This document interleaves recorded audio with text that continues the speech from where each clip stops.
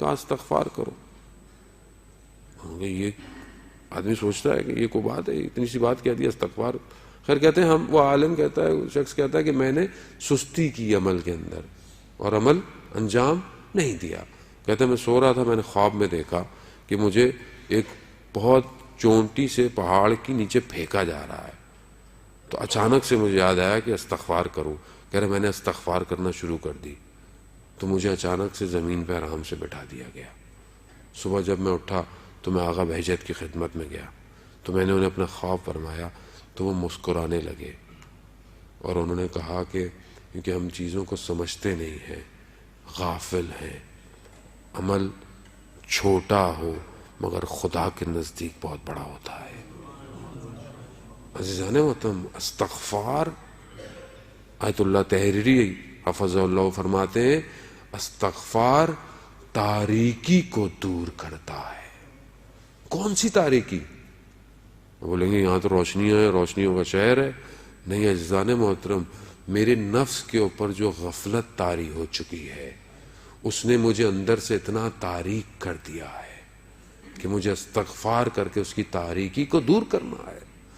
سب سے بہتر عمل استغفار ہے. ابھی چند دن باقی ہیں، ہم اس کو انجام دیں. دوسری چیز اس مہینے کے اندر کہ میرے رسول خدا حضرت محمد مصطفیٰ صلی اللہ علیہ وسلم، رسول خدا نے ارشاد فرمایا کہ جو شخص ماہ رجب کے جمعے کو 100 دفعہ سورہ توحید کی تلاوت کرے گا، روز قیامت ایک نور ہوگا جو اس کی جنت تک رہنمائی کرے گا. اللہم صلی علی محمد. عزیزان محترم، آپ یہ دنیا کے بڑی بڑی سرچ لائٹیں، یہ بڑے بڑے ٹاور چمکنے والے، یہ یہیں ماند پڑ جائیں گے. وہاں روز ظلمت ہے، وہاں تاریکی ہے، وہاں کوئی نور نہیں ہے. یہی نور ہے کہ جب حدیث تلانی ہے کہ وقت نہیں کہ میں ابھی بیان کروں، انشاءاللہ فرصت ملی ایام میں. پروردگار نے حضرت موسیٰ سے کہا کہ ذکر نور، میرا ذکر نور ہے موسیٰ، یعنی میرا ذکر کرو، نور ہوگا تمہارے طرف ہر طرف.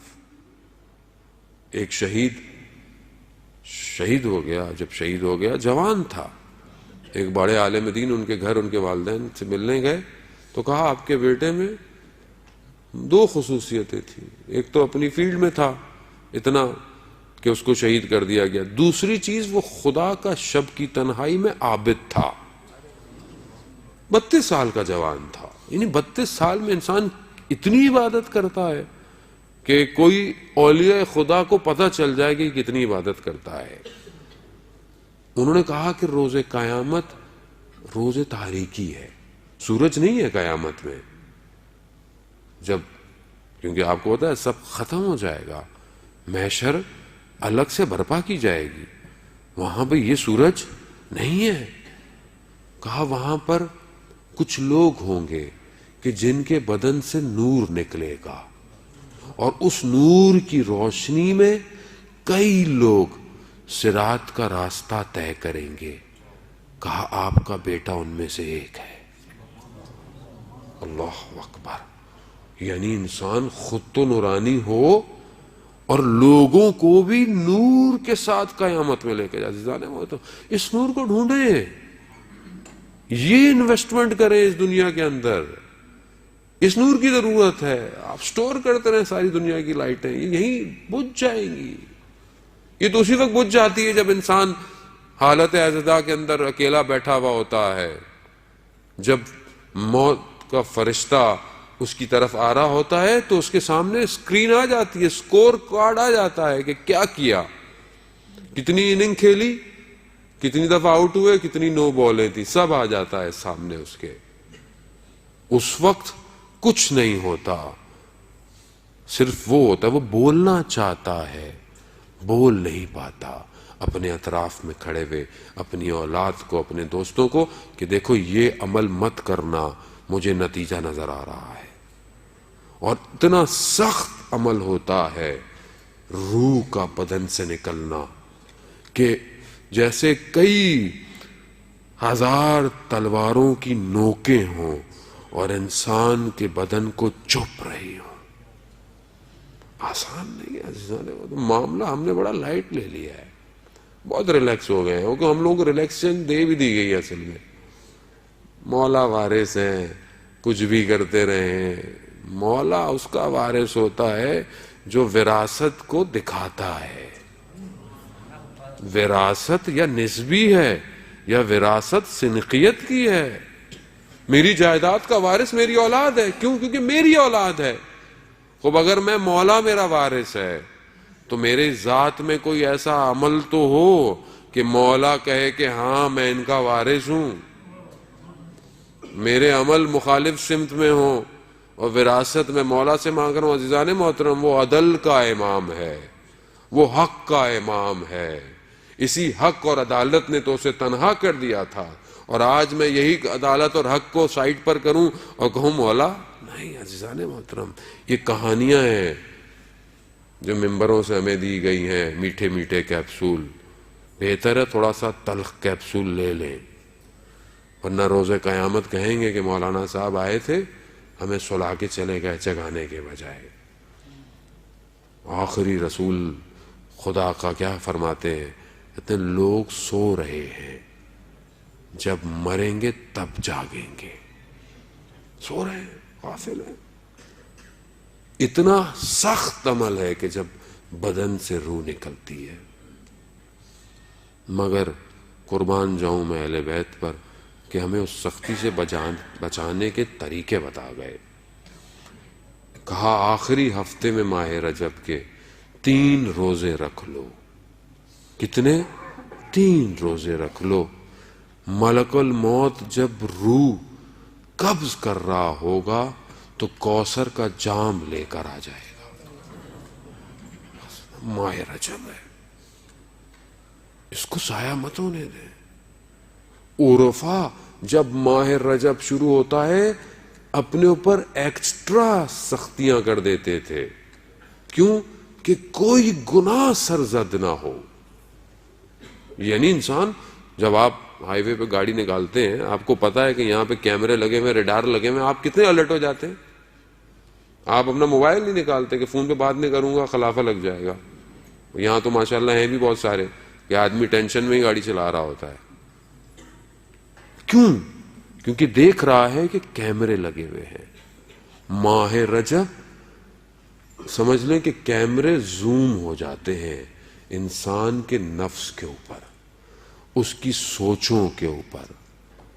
اپنی آنکھوں کو بچائیں, اپنی زبان کو بچائیں. ماہ رجب ہے.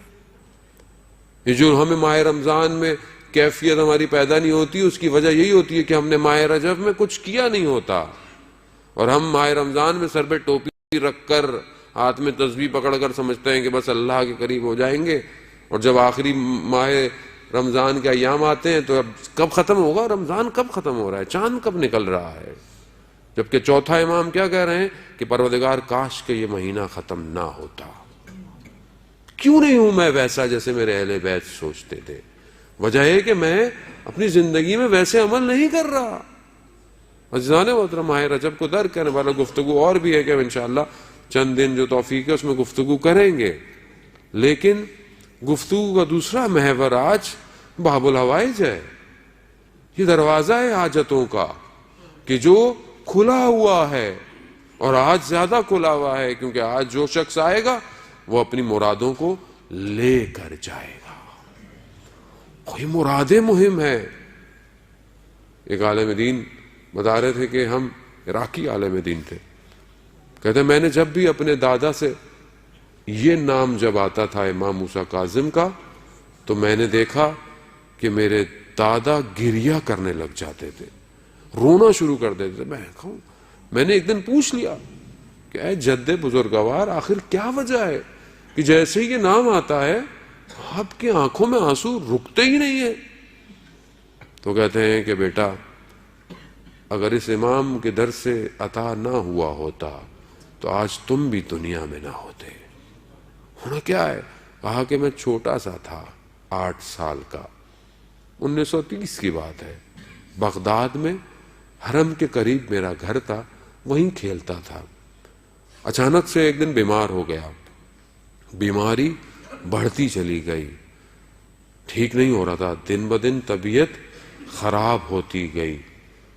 ایک ڈاکٹر، دوسرا ڈاکٹر، تیسرا، جو زمانے میں ڈاکٹر ہوتے تھے، حتیٰ یہاں تک کہ میں بستر پہ گر گیا اور پیرالائز ہو گیا، ہل نہیں سکتا۔ تو میری ماں نے چادر پہنی۔ ماں ہوتی ہے عزیزان محترم، ماؤں کی قدر کیا کریں اگر زندہ ہے، اور نہیں ہے تو قبر پر جا کر ماں سے بھی توسل کیا کریں، کیونکہ ایک ماں ہر مجلس پہ نگاہ رکھتی ہے، کیونکہ اس کی اولاد کا ذکر ہو رہا ہوتا ہے نا، وہ اپنی اولاد کے ذکر کو خالی نہیں جانے دیتی۔ وہ کہتی ہیں چادر پہنی اور امام کی زری پہ گئیں اور زری کو پکڑ کر کہا، یا امام موسیٰ کاظم، میں نے اپنے بیٹے کا نام کاظم آپ ہی کی وجہ سے رکھا ہے، مولا میرے بیٹے کو شفا دے دیجیے۔ اس کو کون شفا دے گا؟ کہتا یہ گریا کرتی ہوئی ماں واپس آئی، رات کو خواب میں دیکھا کہ دروازہ دق الباب ہوا، دروازہ دیکھا کھولا تو کہا ایک سید سیاہ امامہ، چہرہ اتنا نورانی کہ میں نے کبھی دیکھا نہیں تھا، اور کہا کہ میں امام کی طرف سے آیا ہوں۔ امام نے کہا ہے فلانے ہاسپٹل میں اپنے بچے کو لے کر جاؤ۔ کہتے صبح میں بیدار ہوئی تو میں نے ہر کسی سے اس ہسپتال کا نام پوچھنا شروع کر دیا، تو کسی کو پتہ ہی نہیں تھا۔ آخر پوچھ تو کہنا کیوں پوچھ رہے؟ کہا مجھے امام نے اس کے نام بھجوایا ہے۔ پتہ چلا وہ بغداد کے کسی ایک کونے میں کوئی ایک چھوٹا سا ہاسپٹل تھا۔ کہتے وہاں میں اپنے بچے کو لے کر پہنچی تو اسی دن وہاں پہ کوئی جرمنی سے کوئی ڈاکٹر آیا ہوا تھا، اور وہ سپائن کارڈ میں بچے کے کچھ پانی آ گیا تھا، اس کو دور کیا۔ تو کہا اس نے کہ بیٹا یہ امام موسیٰ کاظم کا کمال ہے کہ جو میں آج زندہ ہوں۔ درود بھیج دے محمد والے محمد صلی اللہ علیہ محمد۔ عزیزان محترم، ہم آئے ہیں، ہمیں امام کی زندگی سے لے کے جائیں کچھ۔ وہ جوان بولیں گے ہم امام کے ذکر سے ہمیں کیا ملتا ہے؟ عزیزان محترم، امام کی زندگی میں 2 چیزیں مہم ہیں۔ زندگی میں ساری چیزیں مہم ہیں، جو ادنا سی چیزیں آج کی گفتگو میں ہمارے پاس ہیں وہ 2 چیزیں ہیں۔ امام کا لقب کاظم، یعنی ہر سخت چیز کو، غصے جیسی چیز کو کنٹرول کر لینا، دبا دینا، خشم جو آتا ہے اسے ختم کر دینا۔ خود امام موسیٰ کاظم علیہ السلام فرماتے ہیں کہ جو شخص اللہم صلی علی محمد وآل محمد، خود امام فرماتے ہیں کہ جو شخص اپنے غصے پر قابو کرے گا روز قیامت میں خدا کے نزدیک ترین ہوگا۔ آج سوشل دنیا کے اندر اینگر کو کنٹرول کرنا بہت بڑا مسئلہ ہوا ہے۔ آج لوگ سوال کرتے ہیں ہاؤ ٹو کنٹرول اور اینگر۔ مولانا صاحب کیا کریں؟ غصہ آ جاتا ہے، ماں کو بچوں پہ غصہ آ رہا ہے، میاں بیوی کو ایک دوسرے پہ غصہ آ رہا ہے، باہر جاتے ہیں تو سڑک کی وجہ سے کسی کو غصہ آ رہا ہے، آفس میں ہے تو کسی کو اقتصادی پرابلم ہے، فائنینشیل ایشوز ہیں، غصے میں ہے شخص، سوشل ایشوز ہیں، غصے میں ہے شخص، فیملی ایشوز ہیں، غصے میں۔ کیا کریں؟ غصے کو کنٹرول کریں۔ عزیزان محترم، جب دنیا کی ماہیت ہمارے سامنے کلیئر نہیں ہوگی تو ہم ہر قدم پہ غصے میں ہیں۔ جب دنیا ہمارے سامنے واضح ہو جائے گی تو پھر ہم غصہ نہیں کریں گے، کیونکہ ہماری ایکسپیکٹیشن بڑھ گئی ہے دنیا سے۔ آج ہم مادہ پرست ہو گئے ہیں، یہ ہونا چاہیے، وہ ہونا چاہیے، اور جب یہ نہیں ہوتا تو اچانک سے انسان کے وجود میں کیا ہوتا ہے؟ غصہ آنا شروع ہو جاتا ہے۔ ابھی بزنس کی ڈیل نہیں ہوئی ہے اور ڈیل بند ہو گئی، نہیں ہوئی، مولانا صاحب بڑا نقصان ہو گیا۔ کس چیز کا؟ مولانا صاحب ایک ڈیل ہونی تھی، نہیں ہوئی۔ وہ آپ کی تھی ہی نہیں، ہوتی تو آپ کی ہوتی ہے، آپ کس چیز پہ غصہ کر رہے ہیں؟ رسول خدا فرماتے ہیں کہ جو چیز خلق نہیں ہوئی ہے لا یطلبو، اس کو طلب مت کرو. جو چیز ابھی وجود میں نہیں آئی ہے اسے مت مانگو. یہی تو وجہ ہے کہ انسان اضطراب میں ہے، انسان ٹینشن میں ہے، اور اسی ٹینشن میں تو غصہ کرتا ہے آدمی آ کے. باہر سے آپ آفس سے آ رہے ہیں، ٹریفک کے پھنسے ہوئے ہیں، گھر میں آپ کے بچے نے ذرا سا کچھ کہہ دیا، آپ پھٹ پڑتے ہیں. میں پھٹ پڑتا ہوں، میں آپ سے کیا کہوں. ذرا سی زوجہ نے کھانے میں نمک زیادہ ڈال دیا تو اچانک سے جو ہے وہ کھانا اٹھا کے سائڈ پہ، یہ کیا ہے؟ سارا دن تھکا ہوا آیا ہوں کما کے، اور یہ کھانا ہے. عزیزان محترم، یہ دنیا پرستی ہے. یہ ابھی تک آخرت میرے آگے واضح نہیں ہوئی ہے. میں دنیا کے اندر گھوم رہا ہوں. میں کیوں ایک دوسرے سے لڑتا ہوں؟ کیوں؟ کیونکہ میں دنیا کو سب دیکھ رہا ہوں. جبکہ امام نے قید خانے کو یہ بتا دیا کہ یہ قید انسان کی توانائی کو، کمال کو روک نہیں سکتا. انسان کمال پہ پہنچ سکتا ہے. دنیا، وہ قید خانہ بغداد کا قید خانہ تھا، یہ آج پوری دنیا قید خانہ ہے. الدنیا سجن و مومن، حدیث ہے کہ دنیا مومن کے لیے قید خانہ ہے. خوب لا یطلب راحت، تم اس دنیا کے اندر راحت مت مانگو، کیونکہ اس دنیا میں تم جنت مانگ رہے ہو ہی نہیں سکتا دنیا میں جنت آپ کو مل جائے. ہو سکتا ہے کہ دنیا میں آپ کو جو ہے وہ ساری آپ کی پریشانیاں دور ہو جائے، ممکن نہیں ہے. یہ جو ہم مانگ رہے ہیں یہ ممکن نہیں ہے. راحت آخرت کے اندر ہے. بل تؤثرون الحیات الدنیا والآخرۃ خیر وابقیٰ. وہ دنیا ایسی، آخرت میں خیر ہے، آخرت میں باقی ہے. دنیا میں مشکلات ہیں عزیزان محترم. اب آپ بولیں کہ مشکلات نہیں ہوں، مشکلات نہ ہوں، نہ، مشکلات ہوں گی. دنیا کی ذات میں مشکل ہے. دنیا دنو یعنی پستی سے ہے، اور جو چیز پست ہو اس میں مشکلات ہوں گی. ہر وقت مشکلات ہیں. جب انبیاء نے مشکلات دیکھیں، آروں سے کاٹ دیا گیا، بین طلوعین کئی سو بنی اسرائیل کے انبیاء کے شہید کر دیا گیا. رسول خدا نے اتنی مشکلات دیکھی. ہر سال رسول خدا ایک آدھ دفعہ اتنے شدید بیمار ہوتے تھے. رسول خدا سے پوچھا گیا، یا رسول اللہ آپ سال میں ایک دفعہ بہت شدید مبتلا ہو جاتے ہیں. کہاں ہو؟ دنیا ہے. ہمیں بتا دیا گیا تھا کہ دنیا میں یہ مشکلات آئیں گی، مگر اہل بیت نے مشکلات نہیں جھیلی. میری آپ کی کیا مشکلات ہیں عزیزان محترم؟ 14 سال امام موسیٰ کاظم زندان رہے ہیں. تھوڑی دیر آپ کو کہا جائے نا کہ ایسی جگہ پہ آپ بیٹھے کہ جہاں انسان کھڑا نہ ہو سکے، جہاں انسان صحیح طرح ٹانگیں نہ پھیلا سکے، آپ سے کچھ گھنٹہ نہیں بیٹھا جائے گا. ابھی یہاں ہم لوگ مجلس سنتے ہیں، ٹانگ سون ہو جاتی ہے، بلڈ سرکولیشن رک جاتی ہے. بعض اوقات ہم بدل رہے ہوتے ہیں کہ مولانا صاحب کب ختم کریں گے، کب جائیں گے. ہوتا ہے ایسا، تو نیچرل ہے. 1 گھنٹہ نہیں بیٹھا جاتا ہم سے. کئی سال میرا مولا زندان بدلتے رہے عزیزان محترم، مگر ایک شکوہ نہیں کیا خدا کی بارگاہ. یہاں تو ذرا سی نوکری چلی جائے، ذرا سا کچھ ہو جائے تو میں کفر پہ آ جاتا ہوں. یہ کیا کیا پروردگار نے؟ مولانا صاحب میں تو اتنی نمازیں پڑھتا ہوں، میں تو اتنے توسل کرتا ہوں، میں تو اتنی نیازیں دیتا ہوں، یہ میرے ساتھ کیا ہو گیا؟ یہ دنیا یہی ہے. دنیا میں مشکل نہیں ہوگی تو کہاں ہوگی آپ کو مشکل؟ امتحانات آپ سے اگر اس دنیا میں نہیں لیے جائیں گے، آپ اس دنیا میں چیک نہیں کیے جائیں گے، تو آپ کو وہاں پر آپ کو اجر کیسے ملے گا؟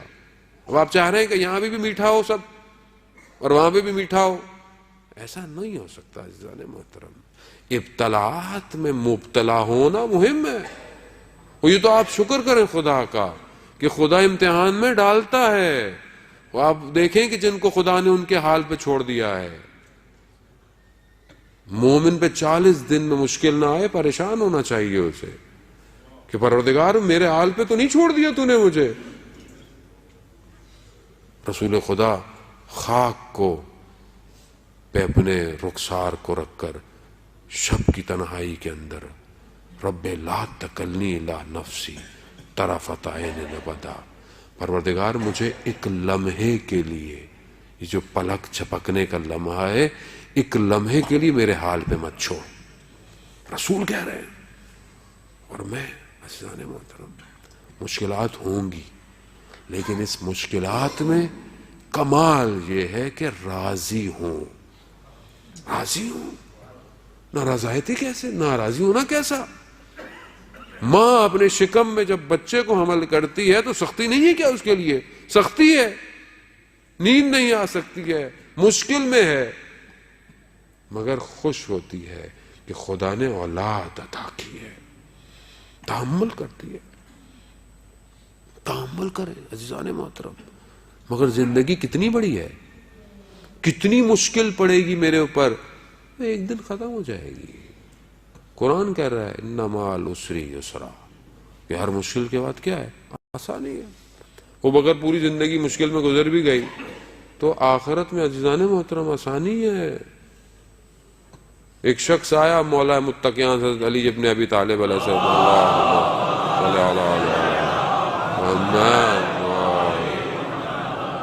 علامہ امینی رضوان اللہ تعالی علیہ جو صاحب غدیر ہیں، کتاب جو انہوں نے لکھی، وہ کہتے ہیں کہ میں حرم میں مولا کے تھا، ایک شخص آیا جس کی ٹانگ میں مشکل تھی، صحیح چل نہیں سکتا تھا.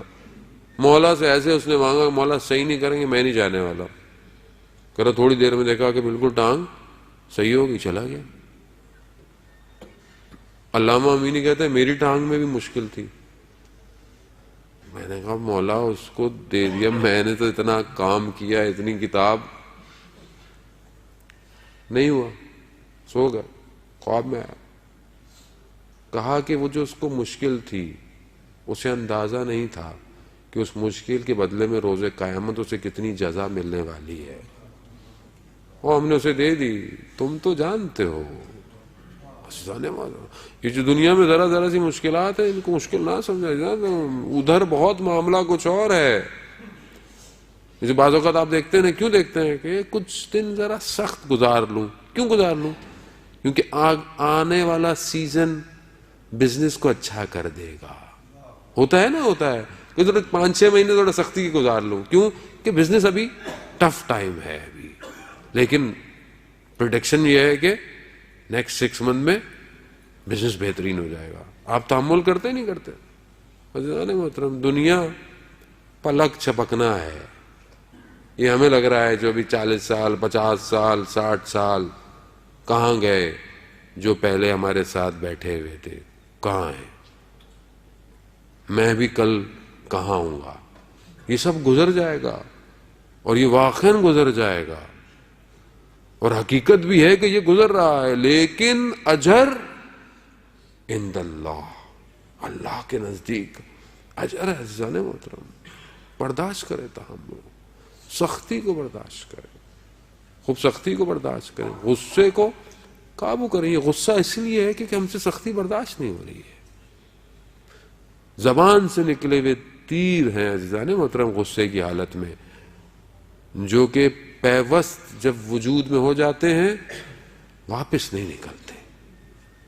آپ غصے میں کہہ دیتے ہیں، انسان خاص طور پہ فیملی میں انسان زوجہ سے گفتگو کرتے ہوئے، کلام کرتے ہوئے کس طرح گفتگو کر بیٹھتا ہے، خوب بعد میں شرمندہ ہوتا ہے، لیکن بہرحال آپ نے اس وقت ظلم ستم جو کرنا تھا وہ کر دیا. شخصیت انسان کی غصے میں باہر آتی ہے. ابھی کچھ آپ بعض اوقات بیٹھے ہوتے ہیں کسی کے ساتھ، بڑا اچھا آدمی، بڑا اچھا، اچانک سے دیکھتے ہیں گھر میں گئے تو کس پہ چیخ رہا ہے؟ بچے پہ چیخ رہا ہے. بچہ نادان ہے، بچہ ہے. آپ ان بچوں سے کیا ایکسپیکٹ کرتے ہیں؟ جو چھوٹا بچہ ہو 8-9 سال کا، ہماری ایکسپیکٹیشن اس سے یہ ہوتی ہے جیسے میٹرک پاس بچے سے ہے. 10 دفعہ سمجھایا تھا، مگر خدا نے آپ کو نہیں 100 دفعہ سمجھایا، اور آپ کتنی دفعہ غلطی کر رہے ہیں. اور اگر وہ اپنی رحمت کو ہٹا دے ایک دفعہ میں ہی، اللہ اکبر. عزیزان محترم، وہ رحمت ہے، یہی تو اس کی خاصیت ہے. کہ وہ بدیاں کرنے کے باوجود بھی ستار ہے میرے گناہوں کا. ابھی آپ کو تھوڑی پتا ہے، اب میں بہت اچھا نظر آ رہا ہوں. یہ خدا ہے کہ جس نے میری اچھائیوں کو آپ کے لیے مشہور کیا ہوا ہے اور میری برائیوں کو چھپایا ہوا ہے. میں بھی بچے کے ساتھ ویسے ہی کروں گا. وہ بچہ ہے، ہمیں بچوں کے ساتھ بچہ بننا چاہیے. میں نے کئی بچے خاصے پڑھے لکھے لوگوں کو دیکھا، خود بھی میں آپ میں سے انہی میں شمار کرتا ہوں اپنے آپ کو، کیونکہ میری تربیت نہیں ہوئی ہے تو میں بچے کی تربیت کرنے چلا. اور زوجہ کے ساتھ بھی یہی مسئلہ ہے جی محترم. میں نے محدود ٹائم کو اپنے لیے کمال دیکھتا ہوں. خاموش تحمل کریں. بعض اوقات آپ کا تحمل آپ کی زندگی میں برکت عطا کرتا ہے. مادیت ہے عزیزان. ہر ایک شخص کو ٹریٹ کریں ایک ایکویشن کی طرح کہ اس ایکویشن کو سولو کرنا ہے نہ ڈیزولو کرنا ہے. سولو کریں. وہ مشکل ہے، سولو کریں. بیٹھے بات کریں. میرا آپ سے مسئلہ ہے، بیٹھ کے بات کریں. فیملی میں ایشوز ہیں بہن بھائیوں کے، بیٹھ کے بات کریں. غصہ کیا ہونا؟ غصہ تباہی اور بربادی بھی لے جاتا ہے انسان کو، حرام کام پہ لے جاتا ہے. کاظم سے کم از کم میں آج اٹھوں تو میں آج یہاں سے اٹھ کر اپنے غصے کو کنٹرول کرنا لے کے جاؤں. مانگوں میں ان کی طرف سے، دے مجھے. میں نے پہلے بھی پچھلے سال بھی آپ کی خدمت میں واقعہ امام کا بیان کیا. تکرار میں برائی نہیں ہے، ظاہر ائمہ کے واقعے نورانی ہوتے ہیں، ہمارے قلب کو نورانی کرتے ہیں. ایک شخص تھا جو امام کو بہت برا بلا کہتا تھا. امام کے صحابیوں نے بولا کہ مولا اجازت دے، کیونکہ اطراف ہمیشہ گرم ہوتا ہے زیادہ. آج ہمارے بھی لوگ بہت گرم ہوتے ہیں. علماء اتنے نہیں ہیں سخت جتنے ہمارے اطراف والے سخت ہیں علماء سے. ابھی عالم نے کچھ اور بولا ہوتا ہے، اطراف والے کچھ اور بولنا شروع کر دیتے ہیں. یہ بہت بڑا مسئلہ ہے ہم لوگوں کا. اطراف میں صاحب مولا اجازت دیں تو ابھی برابر کر دیتے نا. امام نے دیکھا اپنے کھیت میں ایک دن کام کر رہا ہے. امام اپنی سواری پر سوار ہوئے اس کے کھیت کے اوپر سے چلتے ہوئے. اس نے دیکھا کہ میرے کھیت کو خراب کرتا ہوا کوئی شخص آ رہا ہے تو اچانک سے غصے ہو گیا. جب پہنچے بولا یہ کیا کہ آپ نے میرا کھیت سارا خراب کر دیا، میری فصل تھی یہ تھا. امام نے بولا کتنا تمہارا فصل تھی؟ 200 دینار یا درہم جو بھی تھے. امام نے اسے 300 دے دی. کہا جو تمہاری فصل خراب ہوئی ہے، اور اگر ویسے تو خراب نہیں ہوئی ہے لیکن جو ہے بھی صحیح وہ بھی تم اپنے پاس رکھنا. تھوڑے دن میں دیکھا وہ شخص آیا امام کے پیچھے مسجد میں نماز پڑھ رہا ہے. اطراف والوں نے دیکھا کہ یہ کیا ماجرا ہے. کہا کہ وہ جس کو تم سمجھانا چاہتے تھے اس کو ہم نے پیار سے سمجھا دیا. یعنی قاسم فروا. ہم تو عزیزان محترم بہت معذرت کے ساتھ ہمارا ایک بہت بڑا اجتماعی ایشو ہوا ہے ہم تشیع کا. ہمیں لگتا ہے کہ سامنے والا کسی اور نظریات کا ہے، ہم اسے دیکھتے ہی اسے دشمنی کرنا شروع کر دیتے ہیں. عجیب ہے یہ. وہ بھی ذاکر ہے میں بھی ذاکر ہوں، وہ بھی ماتمی ہے میں بھی ماتمی ہوں، لیکن نہیں وہ مولائی ہے، وہ نمازی ہے. کیا ہو گیا عزیزان محترم؟ یعنی ہم لوگوں کو آپ تصور کریں کہ روز قیامت میں بیوی اپنے بیٹے کا وہ خون آلودہ کرتا لے کر آئے اور اگر میرے ان عملوں کو دیکھے کہ تم میرے بیٹے کی عزا کے لیے آتے تھے مگر آپس میں اتنا شدید اختلاف تھا. استغفر اللہ. اس وقت تو شقی زمان نے میرے بیٹے کو شہید کیا اور تم ہر زمانے میں یہی کر رہے ہو. خدا کا خوف کھائیں عزیزان محترم. یہ کیسی نفرتیں ہیں آپس میں؟ یہ کیا ہو گیا ہے ہم لوگوں کو کہ نہیں ملنا، اس سے بات نہیں کرنی ہے، وہ ایسا ہے وہ ویسا ہے. ارے سب ذکر حسین کرتے ہیں. کوئی اپنے حساب سے کر رہا ہے، کوئی اپنے حساب سے کر رہا ہے. خوب اس کو تحمل کریں ایک دوسرے کو، برداشت، بیٹھے بات کریں. کیا پتہ کوئی بات ہی نہ ہو، دشمن کا پروپیگنڈا ہو جو آپس میں اختلاف کروا رہا ہو، اور حقیقت بھی یہی ہے. کوئی بات نہیں ہے عزیزان محترم. ایسے سب ذاکر ہیں، سب ماتمی ہیں. تو بہرحال یہ ایک سوشل تھا کہ ہم اپنے آپ کو اس معاملے میں بھی قابو کریں. تو مومن ہر حال میں مومن ہے. اور مومن ناموس پروردگار ہے، یعنی مومن کو تکلیف پہنچانا گویا خدا کو ناراض کرنے والی بات ہے۔ مومن مرۃ المومن، مومن مومن کا آئینہ ہے۔ میں اگر آپ کے اندر برائی دیکھ رہا ہوں تو گویا میں آپ کے اندر نہیں دیکھ رہا، میں اپنے اندر دیکھ رہا ہوں۔ وہ مومن کی تین خصوصیات ائمہ نے بیان کی کہ تین چیزیں ضروری ہیں مومن کے اندر، وہ ہونی چاہیے عزیزان محترم، کہ انسان اپنے اندر ان چیزوں کو دے۔ اور پہچانا کس سے جاتا ہے؟ ان تین خصوصیات سے۔ کیا ہے؟ کہ جب نماز کا وقت ہو تو یہ دیکھو کہ کیا یہ نماز کی طرف جا رہا ہے یا کسی اور کام کی طرف۔ پہلی خصوصیت یہی ہے۔ ابھی نماز کا وقت ہو گیا ہے، خوب ٹھیک ہے، جو روڈ پہ کام کر رہا ہے، کہیں بیٹھا ہوا ہے، وہ غلط، لیکن سب کچھ آپشن ہے، نماز پڑھ سکتا ہے، جا سکتا ہے۔ وہ باتیں کر رہا ہے، دیکھ رہا ہے، ٹی وی دیکھ رہا ہے، کوئی میچ دیکھ رہا ہے، اور نماز کا وقت ہو گیا ہے، تو اگر وہ اوپر والا جو کیمرے دیکھ رہے ہیں وہ یہ کیا دیکھ رہے ہوں گے کہ یہ میرا بندہ ہے یا دنیا کا بندہ ہے؟ کوئی نہ دیکھے آپ کو، اس کے کیمرے دیکھ رہے ہیں۔ اگر ہم چاہتے ہیں کہ ہم یہ جانیں، حدیث ہے کہ اگر تم چاہتے ہو کہ یہ تم دیکھو کہ اللہ کے نزدیک تمہاری منزلت کتنی ہے، تو یہ دیکھو کہ اللہ تمہارے نزدیک اللہ کی منزلت کتنی ہے۔ اور وہ تبھی ہوگی کہ جب تم دنیا اور آخرت کے درمیان میں اپنے آپ کو پاؤ تو تم انتخاب کس کا کرتے ہو۔ پہلی خصوصیت انسان نماز میں پہچانا چاہتا ہے۔ دوسری کہ انسان سے اگر کوئی مدد مانگنے آئے تو وہ خالی ہاتھ نہیں اس کو بھیجتا۔ آج آپ باب الحوائج کے دروازے پر آئے ہوئے، جو حاجتوں کو روا کرتا ہے، پوری کرتا ہے۔ اور اگر میں باب الحوائج کا ماننے والا اور اگر کوئی میرے دروازے پہ آ جائے، خود تو میں بولوں مولا میری حاجت پوری کر دے، اور مولا بولے میں نے بھی تو اپنے مومن کو تمہارے ہاں بھیجا تھا، تم نے کیا کیا؟ امام کا واقعہ آپ کے سامنے موجود ہے نا، علی ابن یقطین جو امام کا خاص شخص تھا، جو حکومت کے اندر تھا، اور کہا تھا کہ جب ماننے والے آیا کریں تو ان کی مشکل کو کیا کرنا؟ حل کرنا۔ تو ایک دفعہ حج پہ جب گیا اور مدینہ مولا کی خدمت میں پہنچا تو مولا نے ملنے سے انکار کر دیا، صحیح طرح گفتگو نہیں کی۔ مولا کا اتنا قریبی شخص، کہا یا بنا رسول اللہ کیا ہو گیا، میرے سے غلطی ہو گئی؟ کہا فلانا شخص تمہارے پاس آیا تھا، تم نے اسے خالی ہاتھ بھیج دیا۔ کہا مولا میں معافی مانگتا ہوں، کیا کروں؟ کہا نہیں، جب تک وہ معاف نہیں کرے گا۔ اللہ اکبر۔ عزیزان محترم، بڑا ہم اللہ کو راضی کرنے کے چکر میں صبح شام لگے رہتے ہیں، جب تک مخلوق خدا راضی نہیں اللہ بھی راضی نہیں ہونے والا۔ اللہ راضی، مخلوق ہوگی تو اللہ راضی ہوگا، کیا کریں؟